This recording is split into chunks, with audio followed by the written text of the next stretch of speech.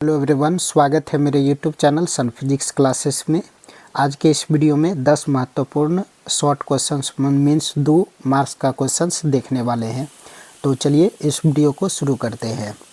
द्विआधारी संख्या को दशमिक प्रणाली में बदलें। तो द्विआधारी संख्या जो है 1101 को जो है दशमिक में बदलने के लिए दायां साइड से शुरू करेंगे। 1 गुना 2 की पावर 0 प्लस 0 गुना 2 की पावर 1 प्लस 1 गुना 2 की पावर 2 प्लस 1 गुना 2 की पावर 3। अब इसको जो है इसको सॉल्व कर लेंगे तो 13 आएगा दशमिक पद्धति में। अगला क्वेश्चन है WW तथा FAX फैक्स की व्याख्या करें। तो WWW सन 1989 ईस्वी में टिम बर्नर्स ली ने WWW का आविष्कार किया। इसका पूरा नाम वर्ल्ड वाइड वेब है। WWW को एक ऐसे विशालकाय विश्वकोश के समान माना जा सकता है जिसका ज्ञान सर्वसाधारण को हर समय उपलब्ध रहता है। फैक्स, इसका पूरा नाम फेसिमाइल टेलीग्राफी है। यह इलेक्ट्रॉनिक सिग्नल उत्पन्न करने के लिए किसी लिखित प्रमाण की विषय वस्तु का स्कैनिंग करता है। ये सिग्नल फिर उसकी दूसरी मंजिल तक सामान्य ढंग से टेलीफोन की लाइन द्वारा भेजे जाते हैं। मंजिल पर पहुंचने के पश्चात सिग्नलों को फैक्स मशीन द्वारा मूल लिखित प्रमाणों की प्रतिकृति पुनः परिवर्तित कर देती है। किसी बिंदु पर विद्युत क्षेत्र की तीव्रता परिभाषा दीजिए। इसका SI मात्रक लिखें। विद्युत क्षेत्र की तीव्रता विद्युत क्षेत्र में धनात्मक परिरक्षण आवेश पर लगने वाले बल तथा परिरक्षण आवेश के परिमाण के अनुपात को विद्युत क्षेत्र की तीव्रता कहते हैं। इसे कैपिटल E वेक्टर से निरूपित किया जाता है। E वेक्टर बराबर होता है F वेक्टर बटे Q। E वेक्टर हो गया विद्युत क्षेत्र की तीव्रता, F वेक्टर हो गया विद्युत बल और Q हो गया परिरक्षण आवेश। विमा होता है ML T-3 A-1। SI मात्रक हो गया न्यूटन प्रति कूलम्ब। यह एक सदिश राशि है। किसी बंद पृष्ठ के अंदर 2 गुना 10 की पावर -6 कूलम्ब मीटर द्विध्रुव आघूर्ण का एक विद्युत द्विध्रुव रखा गया है। तो पृष्ठ से निर्गत नेट फ्लक्स कितना होगा? द्विध्रुव आघूर्ण 2 गुना 10 की पावर -6 कूलम्ब मीटर है। बंद परिपथ के भीतर -q + q आवेश है जिसका द्विध्रुव आघूर्ण है 2 गुना 10 की पावर -6 कूलम्ब मीटर। चूँकि हम जानते हैं कि गाउस के नियम से फाई नेट बराबर सिग्मा q इन बटे एप्सिलॉन नॉट होता है। q नेट बराबर q - q बटे एप्सिलॉन नॉट। तो फाई नेट बराबर हो गया 0। अतः बंद परिपथ से निर्गत कुल फ्लक्स क्या है? 0। 6 माइक्रोफैरड के संधारित्र का विभवांतर 10 वोल्ट से 20 वोल्ट कर देने पर उसकी ऊर्जा में वृद्धि ज्ञात कीजिए। संधारित्र की धारिता 6 माइक्रोफैरड, प्रारंभिक विभव 10 वोल्ट, अंतिम विभव 20 वोल्ट। प्रारंभिक संचित ऊर्जा U1 बराबर हाफ CV1 का स्क्वायर, हाफ गुना C का मान रख देंगे 6 गुना 10 की पावर -6 गुना 10 की पावर 2, यहाँ से 3 गुना 10 की पावर -4 जूल हो गया। अंतिम संचित ऊर्जा हाफ CV2 का स्क्वायर, हाफ गुना 6 गुना 10 की पावर -6 गुना 20 का स्क्वायर। तो 3 गुना 10 की पावर -6 गुना 400, तो 12 गुना 10 की पावर -4 जूल। तो ऊर्जा में वृद्धि कितना का हो गया? 9 गुना 10 की पावर -4 जूल। ये ऊर्जा में वृद्धि हो गया।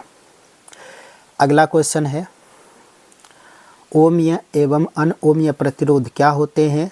दोनों का एक एक उदाहरण दीजिए। ओमीय प्रतिरोध, यदि किसी चालक का ताप तथा अन्य भौतिक अवस्थाएं न बदले पर बदलने पर प्रतिरोध नियत रहे, चाहे चालक के सिरों के बीच विभवांतर कितना ही हो, तो उसे ओमीय प्रतिरोध कहते हैं। तांबे का तार तथा पारा। उदाहरण में अनओमीय प्रतिरोध, यदि प्रतिरोध आरोपित विभवांतर के बदलने पर बदल जाए तब उसे अनओमीय प्रतिरोध कहते हैं। उदाहरण में डायोड वाल्व तथा थर्मिस्टर। पृथ्वी के 2 चुंबकीय तत्व को परिभाषित करें।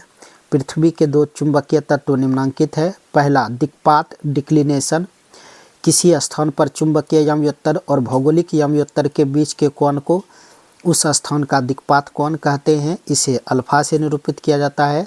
नति या नमन कोण, किसी स्थान पर पृथ्वी के चुंबकीय क्षेत्र, परिणामी चुंबकीय क्षेत्र क्षैतिज के दिशा के साथ जो कोण बनाता है उसे उस स्थान का नति या नमन कोण कहलाता है।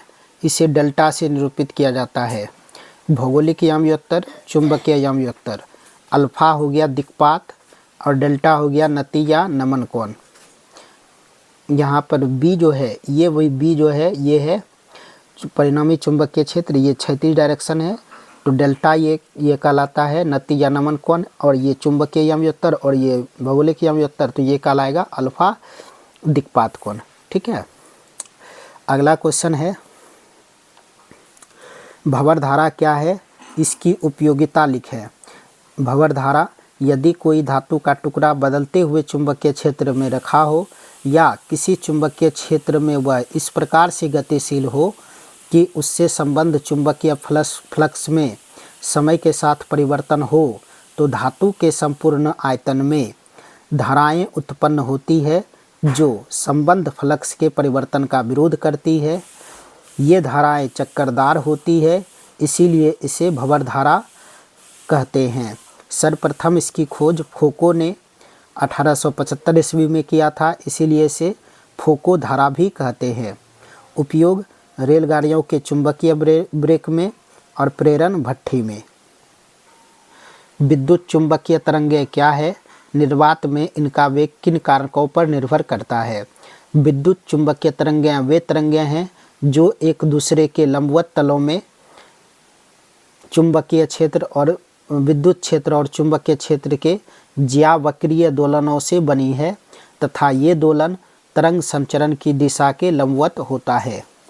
ये यहाँ पर ये फिगर है, y दिशा में ई वेक्टर, z दिशा में b वेक्टर और x दिशा में तरंग संचरण की दिशा।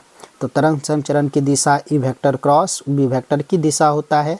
निर्वात में प्रकाश की चाल निम्नलिखित सूत्र से दिया जाता है, c बराबर 1/√μ0 एप्सिलॉन नॉट।